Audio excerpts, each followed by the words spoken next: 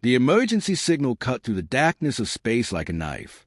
It bounced off satellites, crashed into listening posts, and finally reached 17 different worlds where the Galactic Council had their fancy monitoring stations. The voice on the other end was shaking with pure terror. Ambassador Thren from a peaceful Zephyrian colony was trying to get help, but his words kept breaking apart with static and fear. "This is Zephyrian Colony 7. We're under attack. Raiders everywhere. They're killing everyone, even the children. Please, someone, anyone, help us." Then nothing. Complete silence.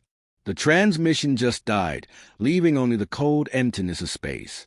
Now, if you know anything about the Galactic Council, you know they love their paperwork. They had rules for everything. When someone called for help, there had to be committees, investigations, diplomatic meetings, and about 50 different forms to fill out. They would need at least 3 weeks just to put together a peacekeeping force. 3 weeks of meetings while people died. But that same desperate call for help didn't just reach the Council's bureaucrats. It also hit Earth's deep space listening posts, where humans kept watch over the void. And humans, well, they don't really care much for paperwork when people are dying. Lieutenant Commander Jake Morrison was pulling the night shift aboard a human destroyer called the Retribution. He'd been staring at star charts and drinking his 4th cup of coffee when the transmission came through. Morrison wasn't some fresh-faced academy graduate. His face was covered in scars from a dozen different battles, and his eyes had seen too much death to count. When he heard that terrified voice begging for help, something cold and hard settled in his chest. The bridge around him went dead quiet. Every single crew member of the Terran Defense Corps stopped what they were doing to listen. These weren't politicians or diplomats sitting in comfortable offices. These were fighters, born and raised on Earth, the most dangerous planet anyone had ever discovered. They'd grown up learning that when something threatened the innocent, you didn't talk about it. You acted. Morrison's voice cut through the silence like a blade. "Captain Miller, we need you on the bridge right now. We've got a situation on Kepler 442c. Civilian massacre in progress." Captain Rebecca Miller stepped out of her ready room, and you could feel the temperature drop. Her gray eyes looked like they were made of ice, the kind that never melts. Miller had spent 20 years fighting the worst scum the galaxy had to offer. She'd hunted pirates through the Vega system, tracked down slavers in the Centauri belt, and attended more military funerals than any human being should have to. Every battle had left its mark on her, but it had also turned her into something the galaxy's predators had learned to fear. "How long to reach those people?" she asked, her voice steady as granite. Morrison checked his calculations twice. 18 hours if we burn the engines at maximum power. Miller didn't hesitate for even a second. She opened a communication channel to the other 2 human destroyers in their patrol group. The Vengeance was commanded by Captain David Hayes, a tough old soldier who'd been fighting aliens since before most of his crew were born. The Reckoning belonged to Captain Beth Thompson, who had a reputation for being absolutely ruthless when it came to protecting civilians. David, Beth, Miller's voice carried across space to the other ships. "We've got innocents dying while the Council sits in their meeting rooms arguing about proper procedures. I think it's time we reminded this galaxy exactly why smart pirates don't attack anything under human protection." The response was immediate. All 3 captains had seen what raiders did to helpless people. They'd walked through the aftermath of pirate attacks, seen the bodies of families who died begging for mercy that never came. They'd held the hands of survivors who would never be the same again. And every single time, they'd made the same promise: never again, not on their watch.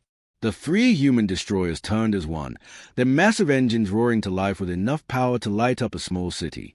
They changed course toward Kepler 442c, racing through space toward a distant world where evil was hunting the innocent. The ships moved with purpose, carrying soldiers who understood one simple truth: sometimes the only way to stop a monster is to become something even more terrifying. Behind them, they left the safety of known space. Ahead of them waited a battle that would be remembered across the galaxy. But for now, they flew through the darkness, carrying humanity's oldest promise, that those who prey on the defenseless will face justice, swift and final. The hunt was about to begin. 18 hours of hard burning through space brought the 3 human destroyers to the edge of the Kepler 442c system, what they found that would haunt their dreams for years to come. The orbital defense stations that should have been protecting the planet were nothing more than twisted chunks of metal floating in the void. Pieces of what used to be homes of thousands of space workers drifted past their view screens like a graveyard of broken dreams. But that was just the beginning of the nightmare. Captain Rebecca Miller stood on the bridge of the Retribution, her hands gripping the command rail so tight her knuckles turned white. The tactical display in front of her painted a picture of pure horror. Down on the planet's surface, entire cities were burning. Not the quick, clean destruction you'd see in a military strike, but the slow, deliberate fires that came from buildings being torched one by one. "Jesus," whispered Navigator Tom Bradley as the sensor readings kept flooding in. His voice cracked like he was seeing his worst nightmares come true. "Captain, I'm reading 4 to 7 Raider ships in orbit. They are not just attacking anymore. They are hunting." The sensors told a story that made Miller's blood run cold. The Vakari Syndicate had been here for at least 6 hours, and they weren't in any hurry to leave. These weren't desperate pirates grabbing what they could and running. They were taking their time, enjoying themselves, turning murder into entertainment. Captain David Hayes' voice came crackling over the comm from Vengeance, and you could hear the rage building in every word. "Rebecca, I've got heat signatures scattered all across the southern continent.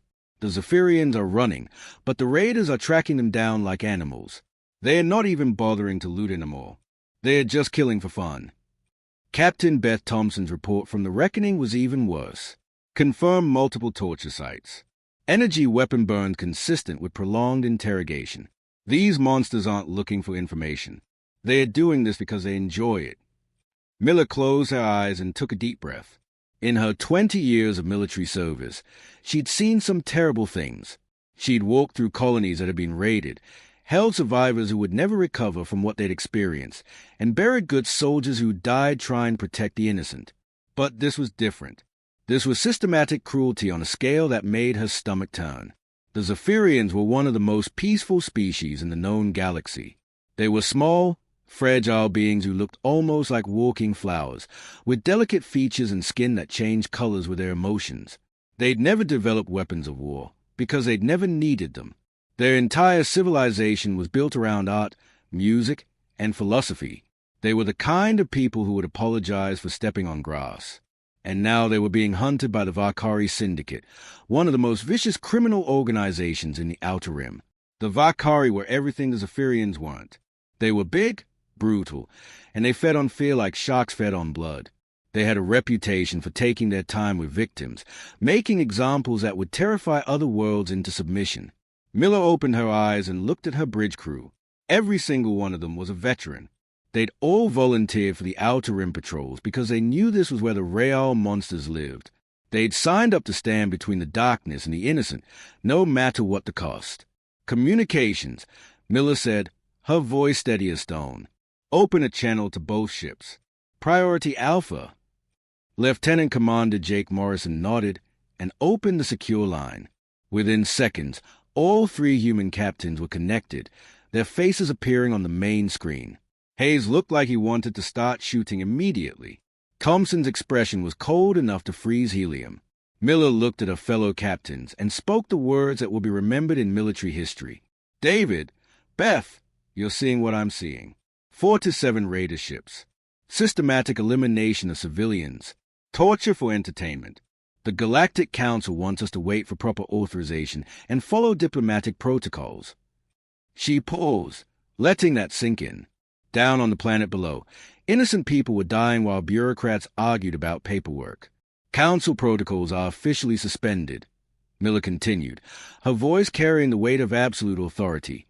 "We're going loud, and we're going now. These bastards picked the wrong species to terrorize." The response was immediate and unanimous. All 3 ships began powering up their weapon systems, the hum of charging energy banks filling the air like the growl of awakening predators.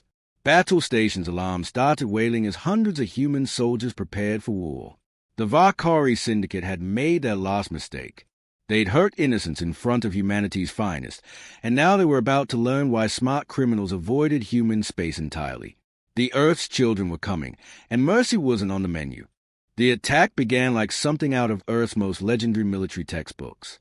No warning shots, no demands for surrender, just pure calculated violence delivered with the precision of a surgeon's scalpel.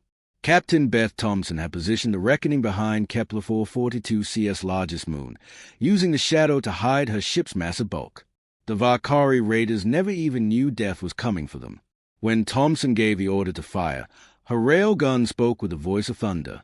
3 Valkyrie cruisers simply ceased to exist, turning into brilliant explosions of superheated plasma that lit up the darkness of space like deadly fireworks. The first the raiders knew about human involvement was when their ship started dying around them. A panicked voice screamed across every Valkyrie communication channel at once. "Contact! Human vessels in the system. We're under attack." That panic was exactly what Captain Rebecca Miller had been counting on.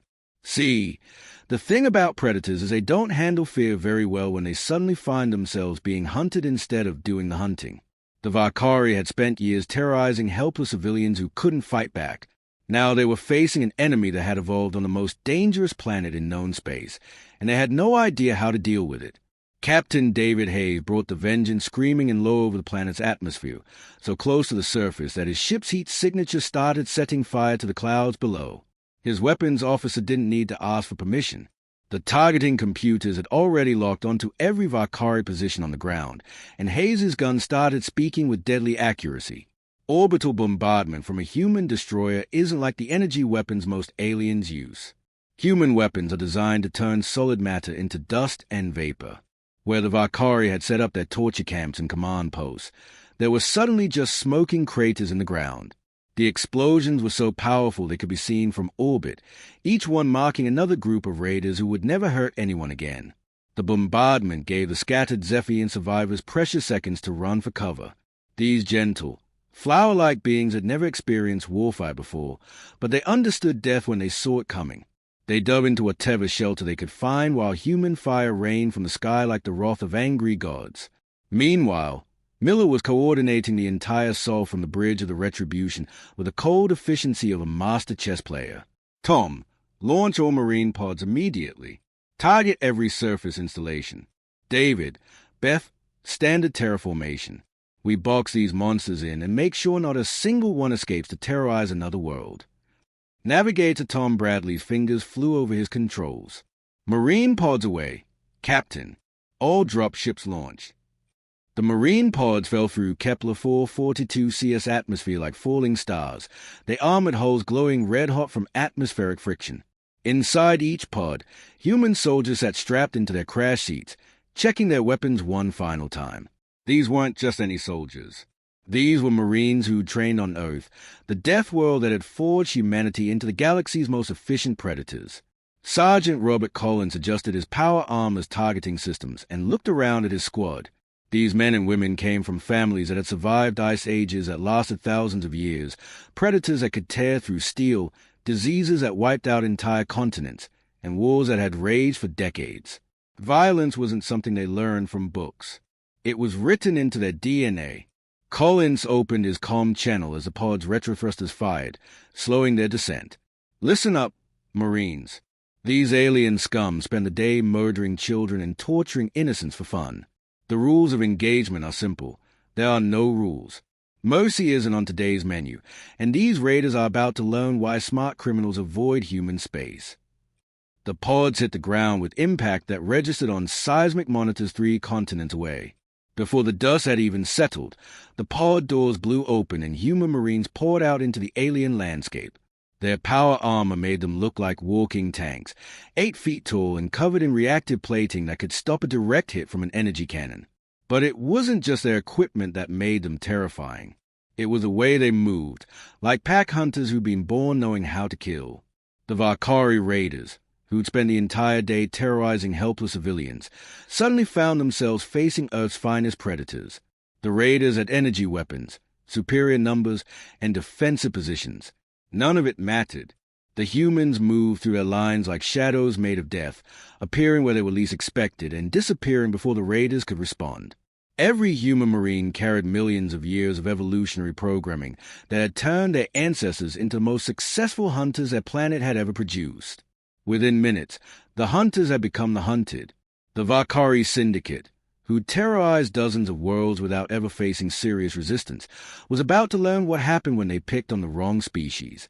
The Earth's children had come to play, and the game was about to get very bloody indeed. The real hunt was just beginning. The battle lasted exactly 6 hours and 14 minutes. For the human Marines, it was just another day at the office. For the Valkyrie Syndicate, it felt like 6 lifetimes of pure, unending terror. Sergeant Robert Collins and his squad moved through the burning Zephyrian settlement like something out of the Raiders' worst nightmares. The smoke and flames didn't slow them down at all.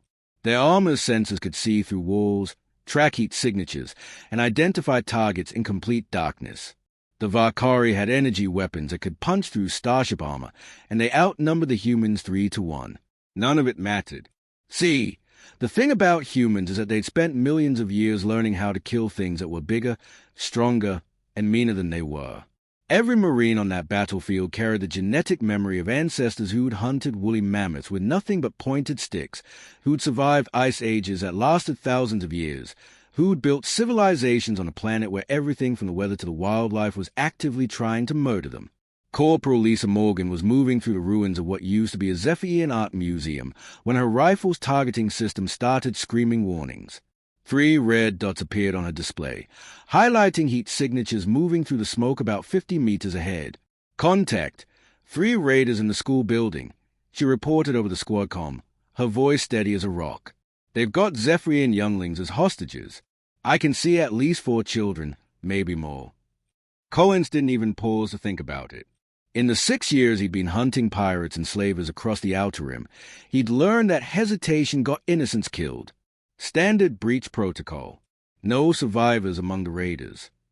The engagement was over before it really began. Morgan kicked in the school's front door while 2 other Marines went through the windows. The Valkyrie raiders inside were so busy terrorizing small children that they didn't even notice death walking through their defensive positions until it was far too late. When the smoke cleared 30 seconds later, 3 young Zephyrians sat huddled safely in the corner of their classroom, their flower-like faces showing the beautiful blue colors that meant they felt safe again. Their would-be killers lay scattered across the floor, their energy weapons still clutching uselessly in their dead hands. Across the planet, the same scene played out over and over again with mechanical precision.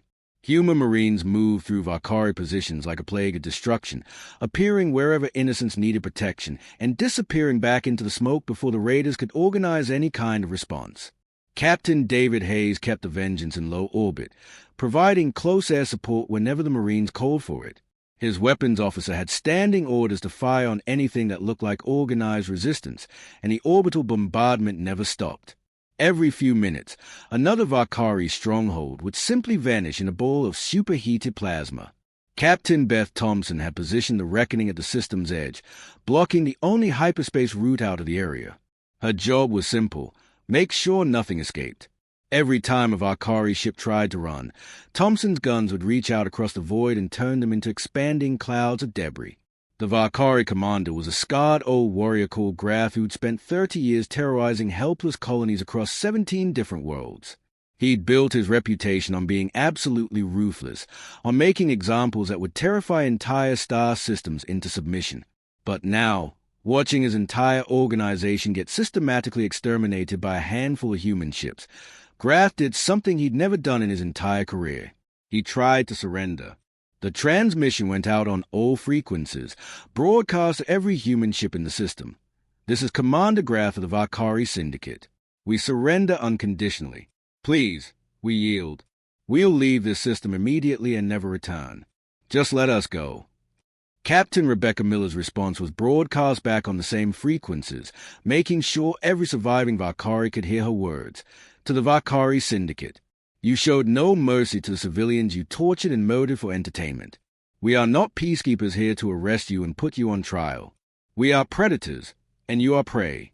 Earth remembers its children, and Earth's children remember their enemies. The transmission cut off, and the human gun started speaking again. Commander Grath's flagship died in nuclear fire exactly 20 minutes later, taking the last organized resistance with it. The few remaining Valkyrie ships scattered across the system were hunted down one by one, their crews given just enough time to understand what was happening to them before they joined their commander in death. By the time Kepler 442 CS sun rose over the eastern continent, the Valkyrie Syndicate had been completely eliminated from existence. Not a single pirate survived to carry tales of human brutality back to other criminal organizations. Every ship had been destroyed, every base had been turned to glass, every raider had been permanently removed from the galaxy's equation. Military historians would later call it a textbook example of applied extinction. The humans had taken an entire criminal organization that had terrorized the Outer Rim for decades and simply erased it from reality in less than 7 hours. It was efficient, thorough, and absolutely terrifying in its completeness. The message was clear to anyone smart enough to listen: hurt innocence in human space and face complete annihilation. 3 weeks after the last Valkyrie raider had been turned into space dust, the Galactic Council's peacekeeping force finally showed up at Kepler 442c. They arrived in their gleaming white ships, flying their diplomatic flags, ready to investigate what their reports called an incident involving excessive use of force by Terran military units. What they found was a world that had already moved on from tragedy and was rebuilding itself from the ground up. The orbital space around the planet buzzed with activity like a kicked anthill. Human cargo ships moved in steady streams, bringing construction equipment, medical supplies, and everything else a recovering world needed. The efficiency was staggering. Where the Council would have spent months organizing relief committees and filling out forms, the humans had simply started working. Down on the planet's surface, Zephyrian cities were rising from the ashes with a speed that defied belief. But these weren't the delicate, artistic structures the Zephyrians had built before. The new buildings were solid, practical, and designed to last. They bore the unmistakable signature of human engineering, built to protect the people inside, not just to look pretty. Ambassador Thran, the same Zephyrian whose desperate plea for help had started this whole chain of events, met the Council delegation at the main spaceport. He'd survived the initial Valkyrie attack by hiding in an underground bunker complex, listening to the screams of his people being murdered above his head. Now he stood in the sunlight, his flower-like features showing the golden colors that meant he felt safe and grateful. The Council Admiral, a pompous fish-like creature named Zirian, stepped off his pristine diplomatic shuttle expecting to find a traumatized population eager to file complaint against their violent human rescuers. Instead, he found himself facing a survivor who looked him straight in the eye and spoke words that will be recorded in galactic history books for the next 1,000 years. "Admiral," Thran said, his voice steady and strong, "the humans didn't come here to negotiate with the raiders who were torturing our children. They didn't come to arrest them or put them on trial or engage in diplomatic discussions. They came to ensure that no other world would ever suffer as we did." Admiral Zirian puffed up his gills in indignation. "Ambassador Thran, I must insist that you file a formal complaint about the excessive use of force employed by the Terran military. The complete destruction of the Valkyrie fleet was entirely unnecessary. There are established protocols for dealing with criminal organizations that don't involve genocide." Thran's response was simple and devastating. "No." The Admiral spent the next 3 days trying to convince the Zephyrians to file complaints against their human saviors. He found exactly 0 survivors willing to criticize the people who'd saved their lives. Every single Zephyrian he spoke to told him the same thing. The humans had done what needed to be done, and they were grateful beyond words. The human commanders themselves were long gone by the time the Council arrived. They'd filed their mission reports and moved on to their next patrol, because that's what soldiers do. Captain Rebecca Miller's final report was a masterpiece of military brevity. Mission accomplished. Civilian population secured. Hostile forces neutralized. Recommend increased human presence in Outer Rim territories. 5 simple sentences that documented the complete extinction of one of the galaxy's most feared criminal organizations. The effects rippled outward from Kepler 442c like waves from a dropped stone. Within 6 months, something unprecedented happened across Council space. Pirate attacks dropped by 90%. Criminal organizations that had operated with complete impunity for decades suddenly found themselves looking over their shoulders, jumping at shadows, wondering if their next raid might be their last. The galaxy's underworld had learned a new rule, and it was written in the ashes of the Valkyrie Syndicate. Touch anything under human protection, and face complete extinction. No trials, no negotiations, no second chances. Just swift, final justice delivered by people who'd learned violence on the most dangerous world in known space. Criminal bosses who'd never feared anything in their lives started having nightmares about human warships emerging from hyperspace. Pirate captains began avoiding any system with even a rumored human presence. The mere possibility that Earth's children might be watching was enough to send hardened killers running for safer prey. The message spread across the stars faster than any subspace transmission. When humans answered a distress call, they didn't bring mercy for the wicked. They brought finality. A year later, when Council investigators were still trying to figure out if the human response had been proportionate, Captain Miller found herself sitting across from Admiral Zirian in a sterile conference room on the Council homeworld. The Admiral was demanding explanations, talking about diplomatic protocols and the proper procedures for dealing with criminal elements. Miller listened patiently until he was finished, then gave him an answer that summarized humanity's entire approach to galactic peacekeeping in one perfect sentence. Admiral, we don't wage war. We solve problems. Permanently. The room fell silent. The Admiral's gills fluttered nervously, and somewhere in the darkness between the stars, predators who preyed on the innocent decided they had urgent business in entirely different parts of the galaxy.